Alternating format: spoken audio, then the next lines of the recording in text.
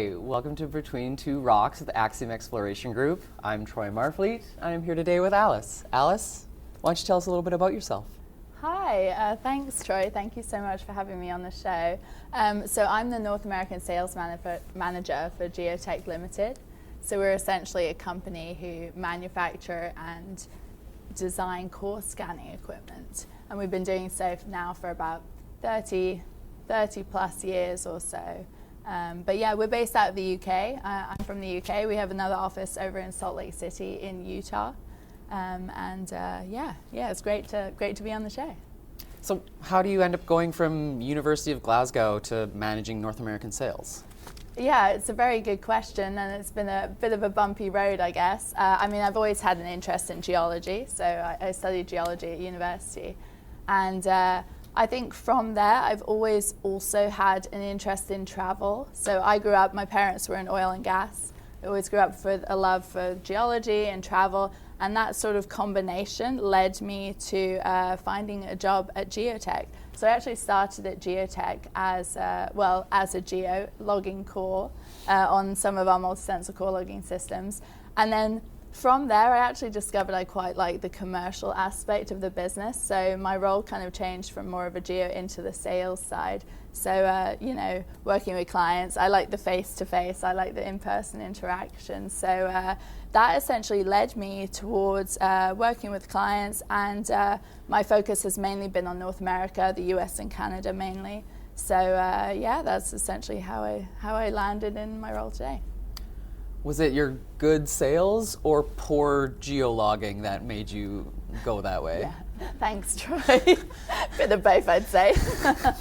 No, Good. Well, essentially, how we log the core at Geotech is slightly different from conventional logging techniques. So, you'd have the geo visually logging the core sample, which of course can be very subjective, and many problems with that, which I won't get into right now, but we can definitely discuss that if you want, Troy. Yeah. But so what I was actually doing was logging the core samples on some of our multi-sensor core scanning systems. So what we essentially do is we integrate a range of geophysical properties with geochemistry and imaging parameters. So we basically log the core with an automated sensor suite. So instead of visually logging the core, which can be subjective, as we said, or as I said, what we do is we integrate this range of sensors which acquire the data from the core automatically, so you get a non-subjective data set. And then you get that, you can scan at various resolutions, but you get that pretty much instantly. So it's a near real-time data set. So it can be much more efficient than the geologist logging the core. And then, of course, you have the non-subjective data set, which you can work with, and a digital record, of course. So, I would say it was a bit of both. I've always been a bit of a chatterbox, so that sort of led me towards the sales sort of side of things. But how we log core at Geotech is I would say automatic, rapid, and a suite of sensors. So tell me about the system itself and how we deploy it and how fast I can use it to replace my geologists. Well, it'll never replace the geologist. And it's funny, especially at trade shows, I have that conversation with so many different people. It will never replace the geologist, but I think the sort of whole idea behind it is really that it gives the geologist data to work with. So instead of the geologist being essentially a highly skilled data collector from logging the core sample, they actually have a suite of geophysical properties, geochemistry, imaging parameters to work with, and actually do the geological interpretation from there. So I wouldn't say it replaces the geologist. I'd say it makes the logging process more efficient. You're always going to need the geologist to interpret the data, but it will never replace the geologist. We'll hopefully just make the process more efficient. Yeah, it sounds like you're just making the data a lot better and more usable, and that sounds great. Yeah, of course. And I think with the range of sensor parameters that we integrate onto our multi-sensor core loggers, particularly the box scan system, which we designed specifically for the mining and mineral exploration industry, I think it's that multi-parameter aspect that really gives you the kind of key geological insights to start understanding your ore body or deposit, whatever it is you're looking at. and really do the interpretation from there. Because as we said, logging can be subjective, and a lot of the time, if you're visually logging with just, you know, standard conventional techniques, what can happen is if you don't see a certain geological feature or, you know, the mineralogy or whatever it is you're looking at, if you don't see that with your naked eye, you're not going to log it. So you're going to miss that information. And you know how expensive core is to extract, I'm sure. You know, it's very, very expensive to extract. So our sort of ethos, I suppose, at Geotech is making sure we can maximize the data we can get out of the core sample, which is why we integrate that suite of sensors onto the core logging system. Sorry. So yeah, it's really about sort of using the data and doing the geological interpretation from there. So how big is this system, and how easy is it to bring to, you know, like a remote logging camp? Well, so as I said, we design a couple of different multi-sensor core loggers. So I'll focus on the box scan because that specifically relates to mining. So the box scan was actually designed to be fit for purpose to go to sites, because, you know, often exploration sites are in the middle of nowhere, lacking infrastructure, sometimes lacking roads to site even, lacking internet. So the system, the box scan itself, the system was designed to be ruggedized, you know, plug and play electronics. We have a built-in UPS as well, uninterrupted power supply, which gives you about, you know, 30 minutes of extra power if you have power cuts, and then go to site. So what we essentially did is we basically created a system. It's, you know, about 1 meter by 1 meter by 2 meters. So fairly, you know, movable system, fairly flexible in that aspect. And you can even take these things, for example, we had a project last year where we had a box scan go via helicopter to site up in northern Canada. And what we did was we basically created a lab, a tent-style lab over the box scan system itself. And we actually had the box scan logging the core just straight from the drill rig on site. So, you know, we were drilling, or the company we were working with was drilling, and then we were basically taking the drill core and just logging it straight through the system.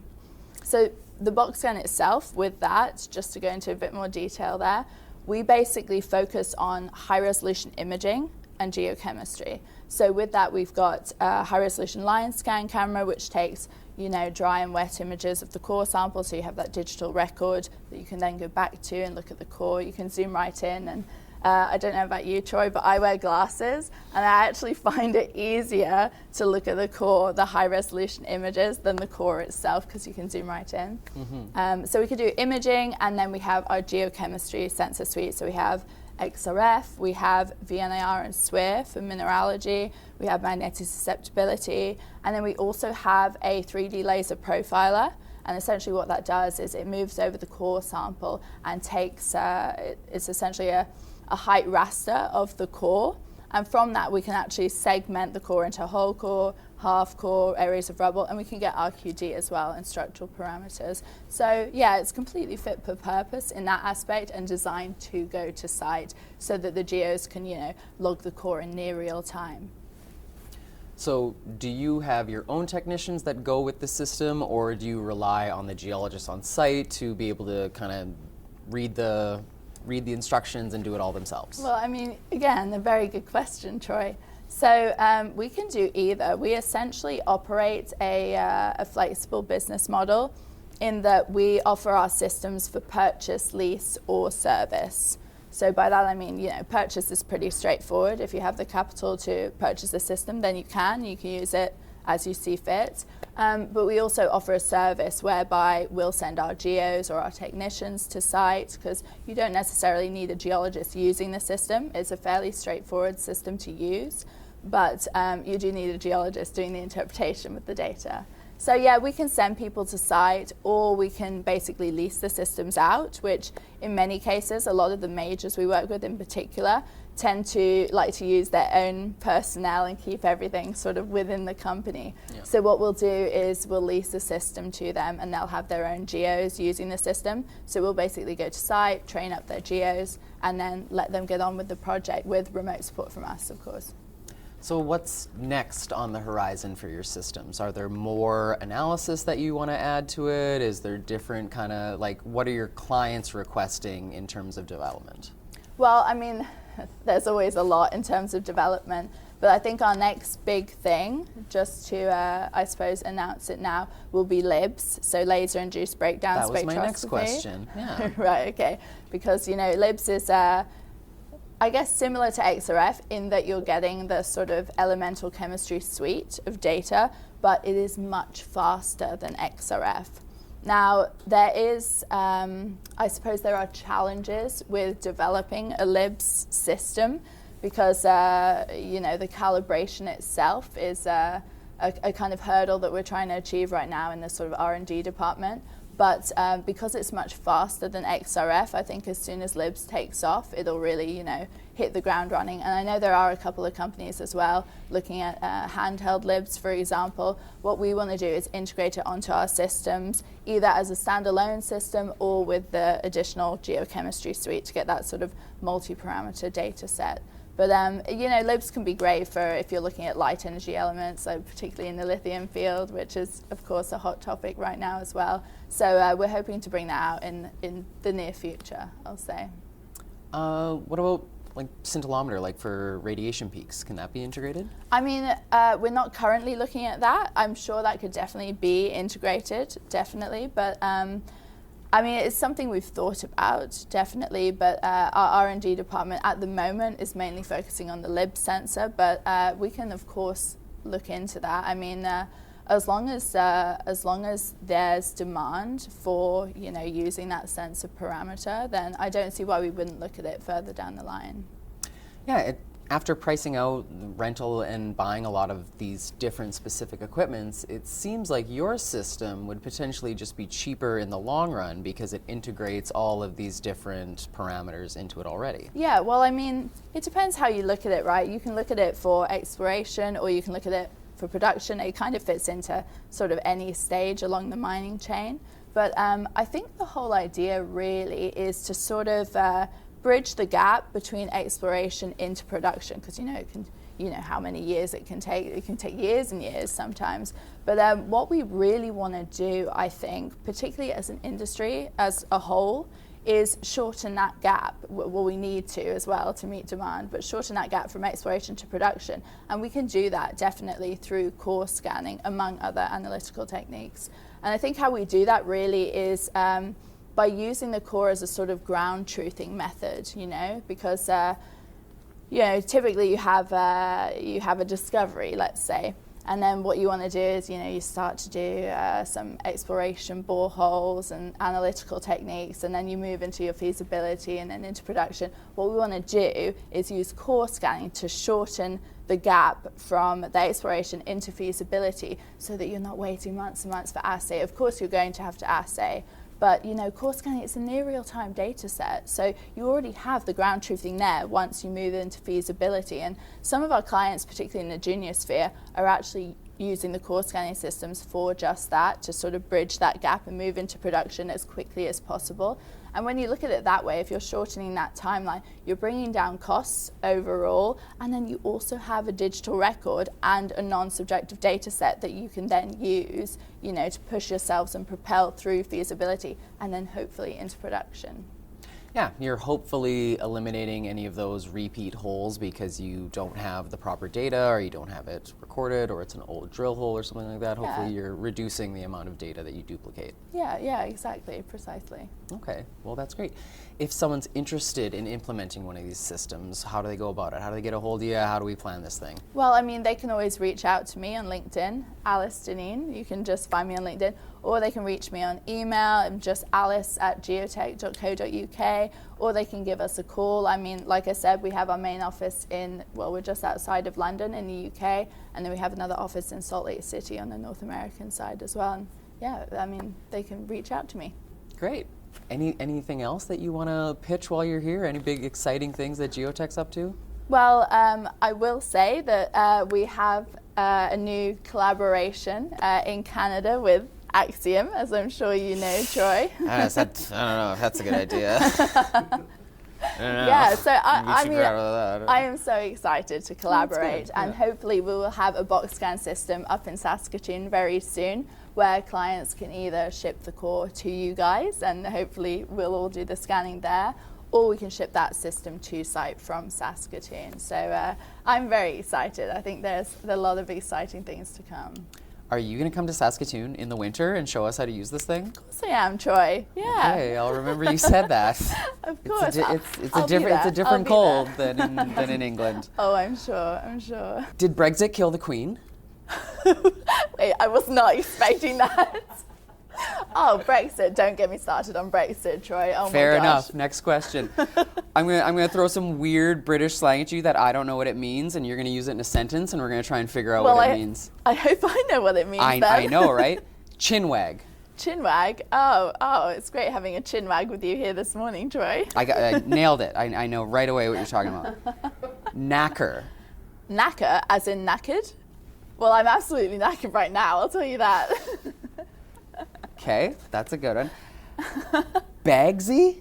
Bagsy. Oh, that's so, I don't even know how to explain Bagsy. Bagsy, I get this, this glass. I don't know. It's just calling something, next one, basically. Yeah. Dishy. Dishy. I don't actually know what dishy means. You're not doing great. I know. I'm not good at this. Gormless.